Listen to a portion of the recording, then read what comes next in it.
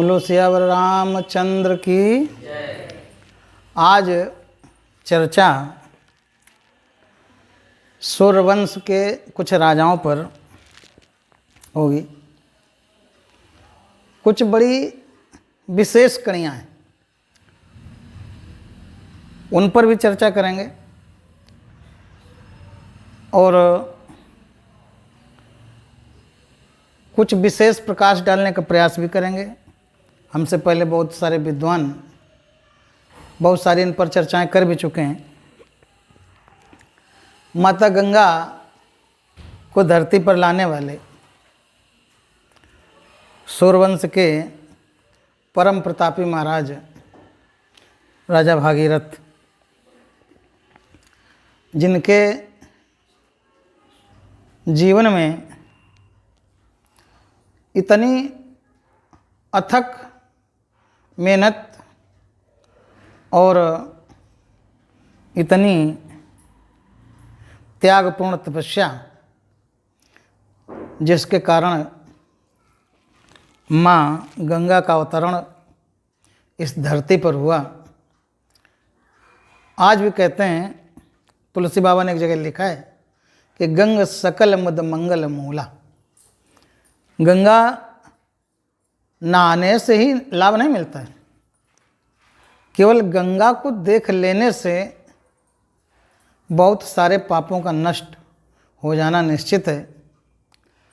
पूरे विश्व में दो चीज़ें बड़ी दुर्लभ हैं, एक गंगा जल और दूसरा तुलसी दल।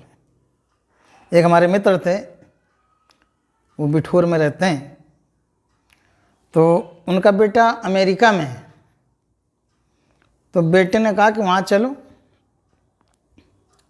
और वहाँ रहेंगे चल के। तो उन्होंने कहा कि हम वहाँ चलें तो, लेकिन दो चीज़ों का बड़ा अभाव है, एक गंगा जल और दूसरा तुलसी दल।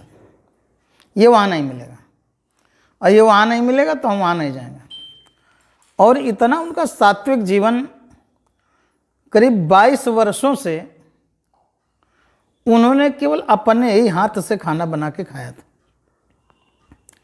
और हम वहाँ ब्रह्मावर्त घाट बिठूर में कन्या भोजन करा रहे थे, तो वहाँ उन्होंने हमारे साथ खाना खाया और बोले कि 22 साल के बाद हमने किसी के घर का भोजन किया है।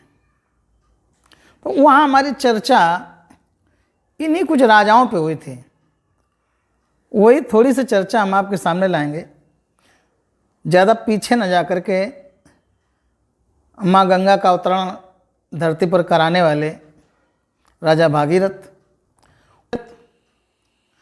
उन्हीं के वंश में आगे चल कर के राजा दिलीप हुए, राजा रघु हुए। कहते हैं राजा रघु बहुत प्रतापी राजा थे।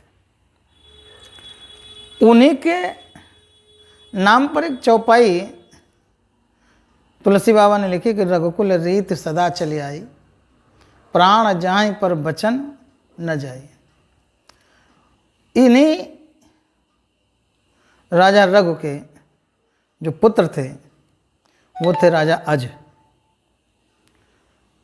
अज कौन थे? भगवान राम के बाबा थे। राजा अज भगवान राम के बाबा थे, दशरथ जी के पिताजी थे। दशरथ जी के ऐसा चक्रवर्ती सम्राट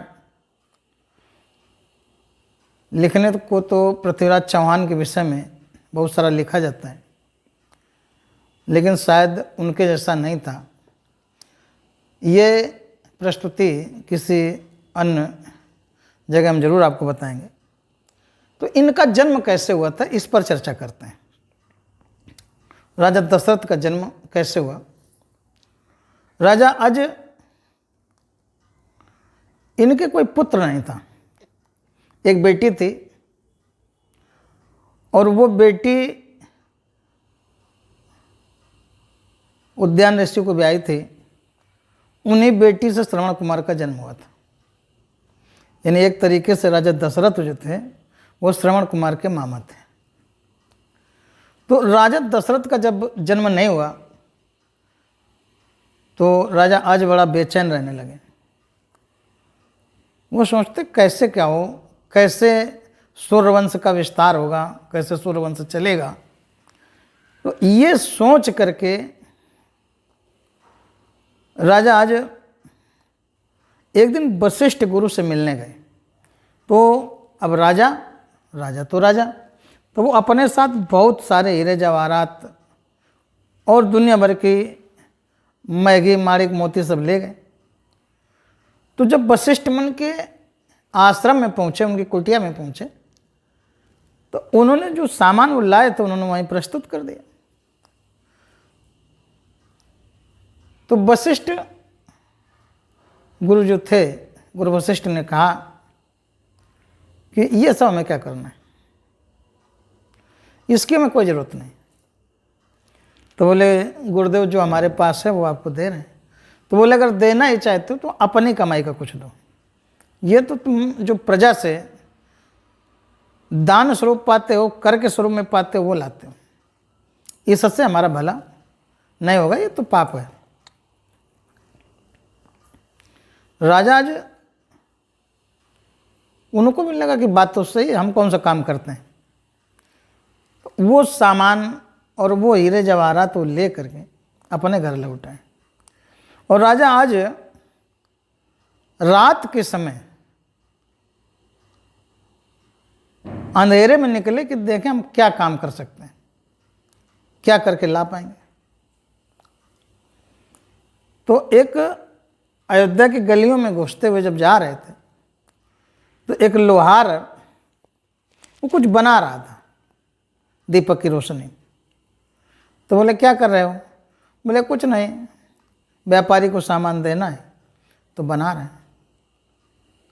आज के समय का ये आधुनिक वातावरण और ये मशीनी युग है, उस समय कैसा रहा होगा। हमने अपने बचपन में देखा कि बहुत सारे लोहार छप्पर के नीचे और लोहे की जो बनाते थे सामान वो भट्ठी में कोयले की, वो एक अलग चीज़ थी। आज समय बदल चुका है। तो राजा आज ऐसे ही किसी लोहार के घर के सामने से गुजरे तो खटपट सुने तो बोले क्या बना रहे हो? तो बोले सामान कुछ देना है। तो बोले हमें भी कुछ काम मिलेगा क्या? तो बोले मिलेगा, करो। तो बोले काम के बदले में क्या मिलेगा, क्या दोगे हमको? तो उसने कहा हम 1 कौड़ी देंगे आपको, रात में काम करोगे 1 कौड़ी आपको देंगे। तो राजा आज ने ये नहीं कहा कि हम हैं कौन, उन्होंने ये कहा कि हमारी एक शर्त है। बोले क्या?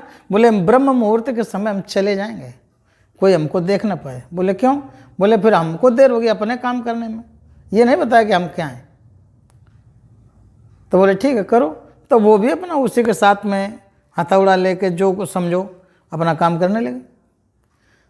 और जब सुबह हुई, ब्रह्म मुहूर्त का समय हुआ, तो जैसे मुर्गे की आवाज़ आई, बोले भाई अब हम चल रहे हैं।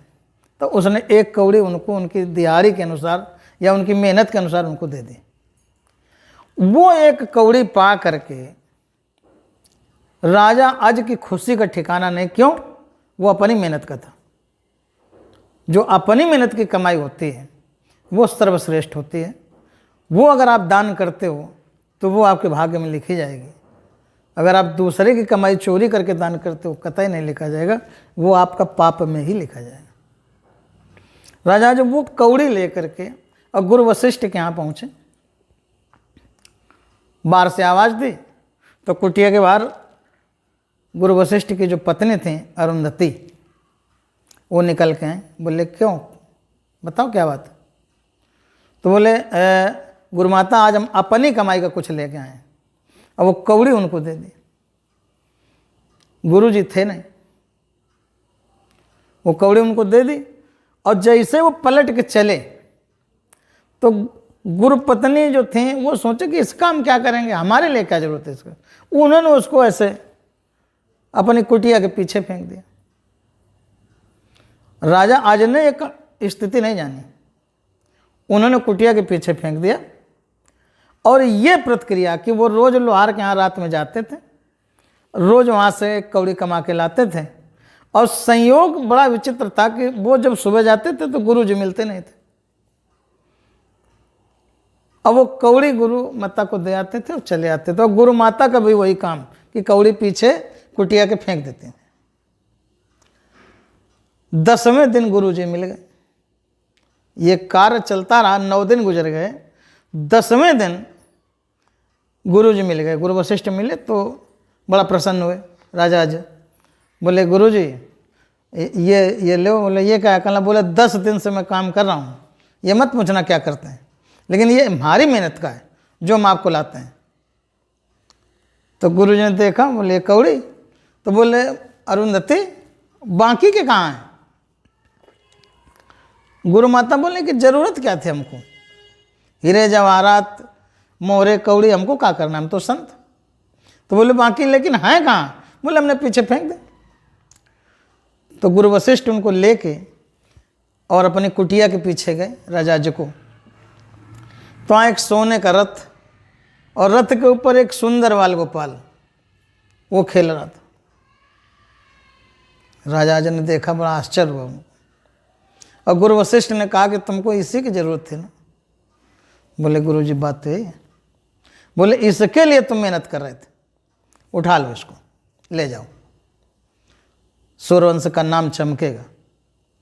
बोले गुरु जी नामकरण इसका कर दो। तो बोले रथ पे सवार मिला, 10 दिन हो गए, तो नाम दशरथ ही इनका होगा। तो इस तरीके से दशरथ का जन्म था।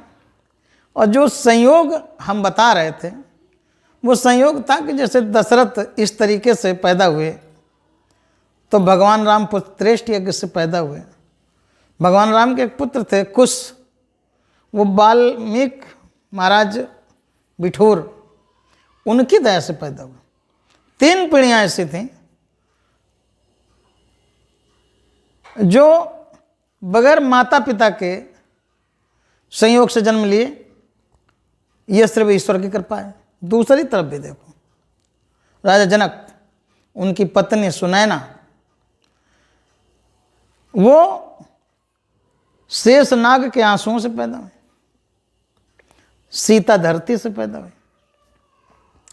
और कुश की जिससे शादी हुई थी वो राजा वासुकी की कन्या थी, उनका भी जन्म जल से हुआ था। सूर्यवंश की 3 पीढ़ी, निम्न वंश की 3 पीढ़ी। अजब संयोग है, जहाँ पर माता पिता के द्वारा इन संतानों का जन्म नहीं हुआ, लेकिन धरती पर नाम एक अजब गजब ढंग से है। तो आज की ये जो कथा थी ये यहीं समाप्त होती है। बोलो प्रभु रामचंद्र की